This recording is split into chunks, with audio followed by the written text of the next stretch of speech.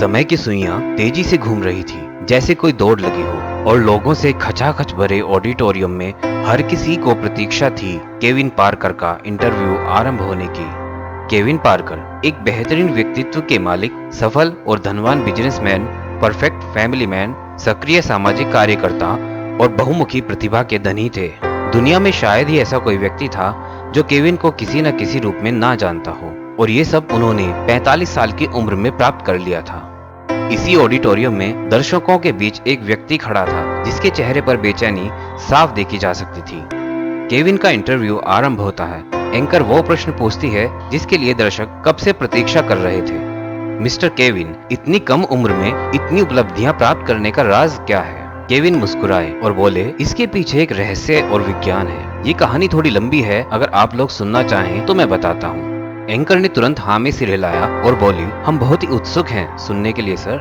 Kevin ने अपनी कहानी बतानी आरंभ की और बोले, ये बात उन दिनों की है जब मैं कॉलेज में पढ़ता था। मैं विज्ञान का एक सामान्य विद्यार्थी था। कभी मेरे मार्क्स एवरेज से ज्यादा नहीं आए थे, न स्कूल में न कॉलेज में। मेरा एक दोस्त था, डेविड और मैं स्कूल से कॉलेज तक एक ही साथ एक ही विषय में पढ़ते आए थे। डेविड एक होशियार और हमेशा अच्छे मार्क्स लाने वाला विद्यार्थी था। वैसे तो मेरे और डेविड के बीच कोई प्रतिस्पर्धा नहीं थी, पर एक बार प्रतियोगिता में हम दोनों का आमना सामना हुआ। उस प्रतियोगिता में डेविड जीत गया और शायद जीत के अभिमान में वो मेरा अपमान करने से भी नहीं चूका। मुझे इस तरह हर बार हारना अच्छा तो नहीं लगता था, पर मैं बहुत मेहनत के बाद भी एक औसत स्तर का ही प्रदर्शन कर पाता था। मैंने बहुत बार अपना विश्लेषण किया कि मैं क्यों औरों से बेहतर नहीं कर पाता, पर मुझे इसका कोई सही उत्तर उस दिन तक नहीं मिला जिस दिन तक वो घटना नहीं हुई जो मैं आगे बताने वाला हूँ। उस दिन भौतिक विज्ञान के अध्यापक बहुत ही रोचक विषय पढ़ा रहे थे, और ये विषय था आइंस्टाइन की थ्योरी ऑफ स्पेशल रिलेटिविटी का। इसमें टाइम डायलेशन की व्याख्या करते हुए अध्यापक ने बताया कि ब्रह्मांड में टाइम यानी समय की गति हमेशा एक जैसी नहीं होती। प्रकाश की गति नियत है, उससे तेज इस ब्रह्मांड में कुछ भी नहीं चलता। किसी भी वस्तु या व्यक्ति की गति जितना प्रकाश की गति के समीप जाती है, उसके लिए समय उतना ही धीमा होता जाता है।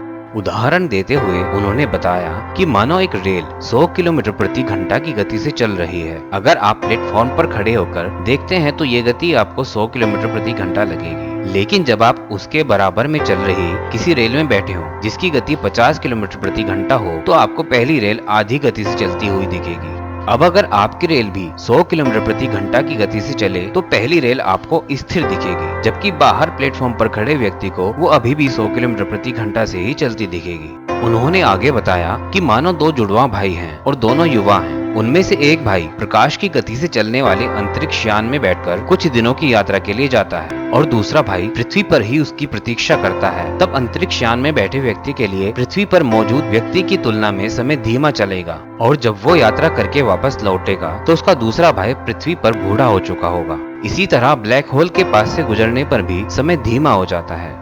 अध्यापक का ये रोचक ज्ञान सुनकर मेरे मन में जिज्ञासा की लहरें उठने लगी। दिन रात मैं बस इस समय की गति के बारे में ही सोचने लगा। एक दिन मैं घर में बैठा विचारों में खोया था कि मेरे एक रिश्तेदार की मृत्यु की सूचना मिली। मुझे माँ के साथ तुरंत ही वहाँ जाने के लिए निकलना पड़ा। प्लेटफॉर्म पहुंचकर पता चला कि रेल समय से 1 घंटा लेट चल रही है। अब वहाँ बैठकर प्रतीक्षा करने के अलावा कुछ नहीं किया जा सकता था। माँ हर मिनट में घड़ी देखे जा रही थी, पर घड़ी की सुइयां शायद कुछ धीमा चल रही थी, क्योंकि समय आगे खिसक ही नहीं रहा था। जैसे तैसे 1 घंटा बीता और रेल आई। अब 5 घंटे की लंबी यात्रा थी जो 5 दिन के बराबर लग रही थी।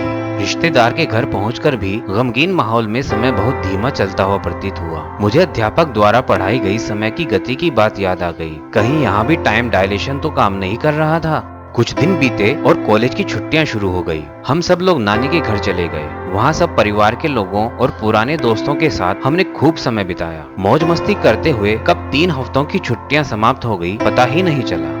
इन बीते दिनों में मैंने 2 बातों पर गौर किया। पहली बात तो ये कि जब हम दुख में, गंभीर अवस्था में, किसी आपात स्थिति में या किसी की प्रतीक्षा में होते हैं तो हमारी एकाग्रता में अचानक बढ़ोतरी हो जाती है। हमें हमारे आसपास घटने वाली हर घटना की बारीकियां भी दिखने लगती हैं। सामान्य अवस्था में हमारा अवचेतन मन इन बातों पर ध्यान नहीं देता। हमारे समय की गति ऐसे में धीमी हो जाती है।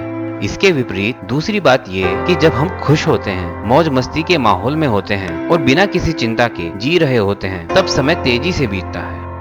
मैंने इन बातों पर लगातार काम किया और जीवन के हर पहलू में समय की गति को अपने अनुसार घटाना बढ़ाना सीख लिया। जब मुझे कुछ सीखना होता या किसी योजना पर काम करना होता, तब मैं समय की गति को अपने लिए धीमा कर देता था। ऐसा करने के लिए मैं अपनी एकाग्रता की शक्ति का उपयोग करता था और गंभीरता के साथ और बिना किसी व्यवधान के कार्यों को करता था। जब समय धीमा हो जाता था तो मेरी सोची हुई हर बात या पढ़ा हुआ हर शब्द एक तरह से मेरे सामने नृत्य करते हुए मेरे मस्तिष्क में सुरक्षित हो जाता था। मुझे बार बार पढ़ने की आवश्यकता नहीं पड़ती थी। मैं एक ही बार में समस्याओं के समाधान निकाल लेता था। इस तरह मैं अपने सभी इच्छित कार्यों को कम समय में कर पाया।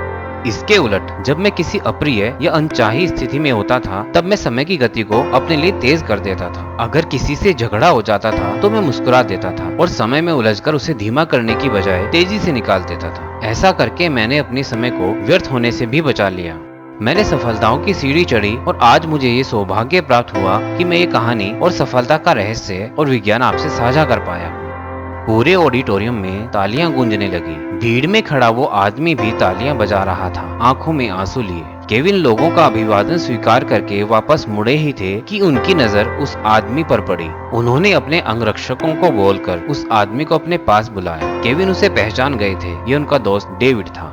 डेविड की आंखों में आंसू थे और केविन उसे गले लगा रहे थे। केविन ने डेविड को अपने साथ आने को बोला।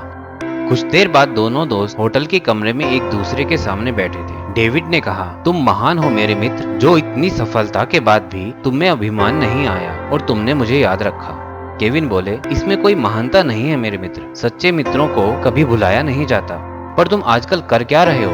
डेविड ने बताया, मैं एक बड़ी कंपनी में मैनेजर हूँ। मैं कॉलेज में आगे रहा और मुझे अपनी नौकरी में भी पदोन्नति मिलती गई और मैं यहाँ तक पहुँचा। आज मैं इतना पैसा कमाता हूँ कि अपने परिवार का अच्छे से पालन पोषण कर पाता हूँ। मेरे पास घर और गाड़ी भी है और भविष्य के लिए भी पैसा जमा करता हूँ। पर तुम तो धन दौलत और सफलता के पहाड़ हो। तुमसे मैं कोई तुलना नहीं कर सकता। ये कैसे हुआ मित्र? मैं बहुत मेहनत के बाद भी बस यहाँ तक ही पहुँच पाया और उतने ही सालों में तुम एक हस्ती बन गए। केविन बोले, मेरे मित्र, सबसे पहली बात तो ये कि मैंने सपने देखने में कभी कंजूसी नहीं की और बड़े सपने देखे। तुम्हारा लक्ष्य जहाँ एक अच्छी नौकरी और सुरक्षित भविष्य तक ही सीमित रहा, वहीं मैंने आसमान को अपनी सीमा बनाया था। सपने तय करने के बाद मैंने उन्हें पूरा करने के लिए जरूरी ज्ञान प्राप्त किया और ज्ञान को तेजी से प्राप्त करने के लिए मैंने समय की गति को नियंत्रित करना सीख लिया। डेविड ने पूछा, पर तुम में और मुझ में मूल अंतर क्या है? मतलब मैं अपने से कम सफल लोगों की तुलना में बहुत बेहतर हूँ। मैं खुशी से अपना जीवन जीता हूँ। सप्ताह के अंत में परिवार के साथ बाहर घूमने जाता हूँ और हर जिम्मेदारी भी पूरी करता हूँ। फिर भी तुम्हारे पास अतिरिक्त क्या है? केविन बोले, समय वो चीज है जो मेरे पास तुमसे ज्यादा हमेशा से रही है और आज भी है। मुझे आज पैसा कमाने या जिम्मेदारी पूरा करने के लिए नौकरी करने नहीं जाना होता। इस समय को मैं अपने परिवार के साथ बिताने में, अपनी हॉबीज में और समाज के हितों के योगदान में लगाता हूँ। मैंने अपने जीवन में जो भी उपलब्धियां अब तक पाई हैं, उन पे अभिमान तो नहीं पर गर्व जरूर करता हूँ, क्योंकि अधिकतर लोग आज की दुनिया में बस एक पैसा कमाने और जिम्मेदारी पूरा करने की मशीन बनकर रह जाते हैं। तुमको अभी भी अपना भविष्य सुरक्षित करने के लिए आधी उम्र तक काम करना पड़ेगा। परिवार को देने के लिए समय को चुराते रहना पड़ेगा, क्योंकि वो तुम्हारे पास सीमित है और मेरे पास भरपूर। डेविड ने फिर से पूछा, ये समय वाली बात को जरा और समझाओ मेरे मित्र। केविन बोले, मैं तुम्हें एक उदाहरण देता हूँ। मान लो हमारा जीवन एक बाल्टी है, जिसे जीवन के 100 सालों की तरह 100 भागों में बांट लो। अब सोचो, इस बाल्टी में पानी भरा हुआ है, जिसे हम समय मान लेते हैं। ये बाल्टी हर साल एक भाग छोटी होती जाती है, हर किसी की। आरंभ में ये समय हर किसी की बाल्टी में 100% भरा होता है, पर आने वाले सालों में इसका स्तर बनाए रखना हर व्यक्ति के हाथ में होता है। मैंने अपनी बाल्टी में से हमेशा बस उपयोग लायक समय निकाला, क्योंकि मैं समय की गति को नियंत्रित कर पाया, और तुमने हर साल भर भर के समय निकाला, जिसमें से कुछ उपयोग किया और कुछ व्यर्थ ही गंवाया, और आज भी ऐसा ही कर रहे हो। मैंने अपनी बाल्टी में से मात्र 20% समय का उपयोग अभी तक किया है, और मेरे पास उपयोग और उपभोग के लिए 80% समय बचा हुआ है, जबकि तुमने अभी तक 80% समय उपयोग और उपभोग कर लिया है, और 20% ही समय तुम्हारे पास बचा हुआ है। और संभवतः तुम्हें इसका पता भी नहीं, क्योंकि सप्ताह के अंत में बस अपने परिवार या स्वयं को समय देकर तुम संतुष्ट महसूस कर रहे हो, जबकि मेरे पास वो भरपूर मात्रा में है। डेविड की आंखें खुल गई थी और वो बस कोई उपाय पूछना चाहता था, ताकि बचे हुए समय को अच्छे से उपयोग कर सके। केविन बोले, तुम अभी भी अपने समय को सही से निवेश करके उसे बढ़ा सकते हो। बस उसके लिए तुम्हें अपनी सोच के दायरों को बढ़ाना होगा, आवश्यक ज्ञान प्राप्त करना होगा और समय की रफ्तार को नियंत्रित करना सीखना होगा।